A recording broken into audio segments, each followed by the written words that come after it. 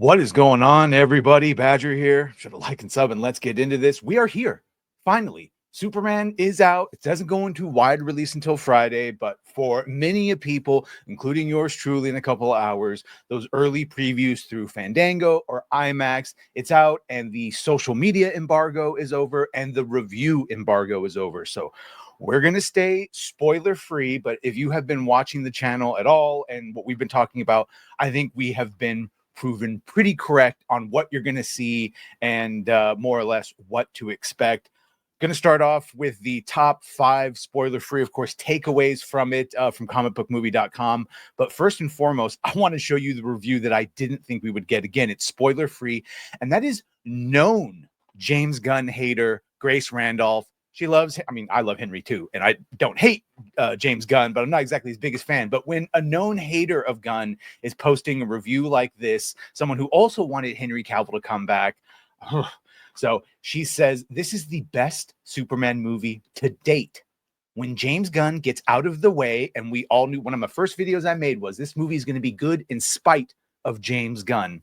So when James Gunn gets out of his way and lets his work speak for itself, it's incredible. It's not perfect, but darn close, and made me a believer in Gunn's #DC. And that is really the ultimate point of this film. Yeah, we need a good Superman movie. I love Superman. But ultimately, the takeaway is you need to get people to believe in the universe that he's creating. And that starts with this Superman movie. So yeah, review embargo's up. We've got it. And so here are the first 5 things, reactions. They go over a couple of different things here. Like I said, I'll be seeing it tonight. I'll do an out of the theater review. And then I think I'm going to jump on Chris Gore's live stream. So 5. It's the Superman movie many fans have been waiting for. Man of Steel and the Snyderverse movies that followed have a devoted fan base, but most basically they wanted a more hopeful version. This is what even Henry said, he wanted to come back and have his Superman be more hopeful.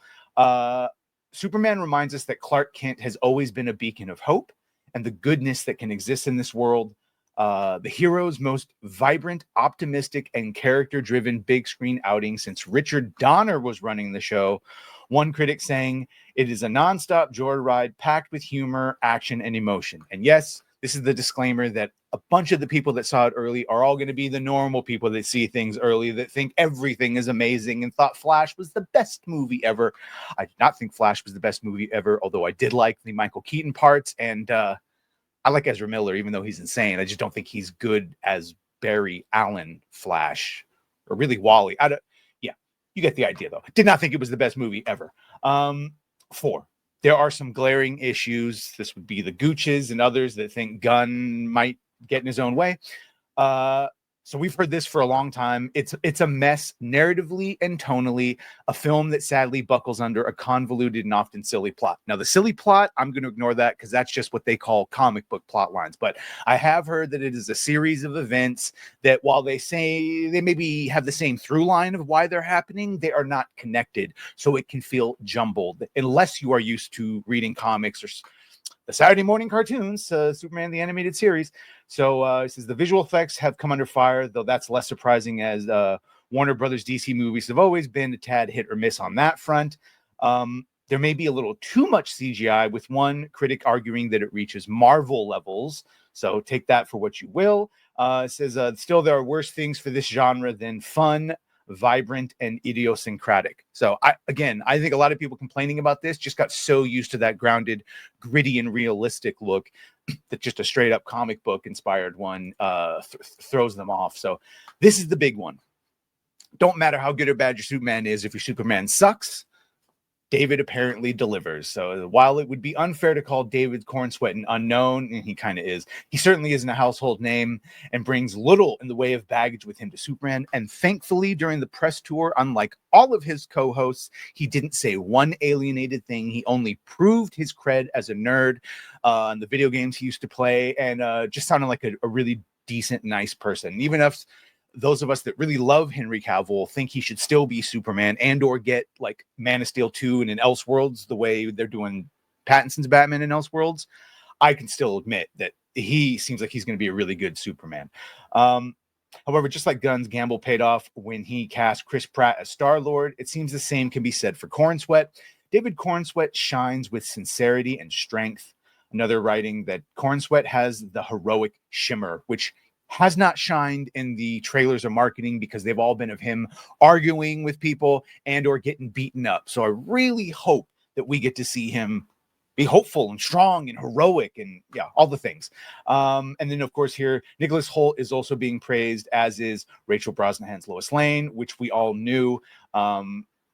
Says, unfortunately, while she and Corn Sweat have a lot of chemistry, there were those who felt their shared screen time was too limited. And I'm sure there's going to be people that say, I just want Superman. We don't need him constantly in scenes with Lois Lane, especially after we're getting like a 10-minute geopolitical debate scene.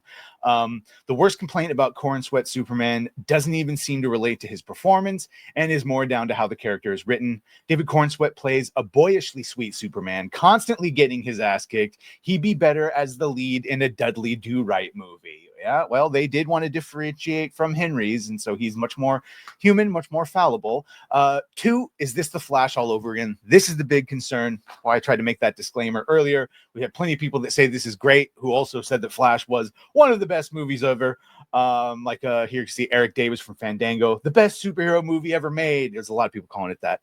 That post has since been deleted, but for Superman, he said it's the perfect superhero movie and a terrific start for the new DC studio. So it's a much calmer reaction. And then finally, rounding out here, the universal thing we've heard is that it is a comic book movie of all comic book movies that like literally pulls straight from classic seminal runs of the comics from the past couple decades. Not the one in the past couple 5 years, that they changed for political reasons. So some of our favorite indications of that include James Gunn's Vision is a comic book brought to life.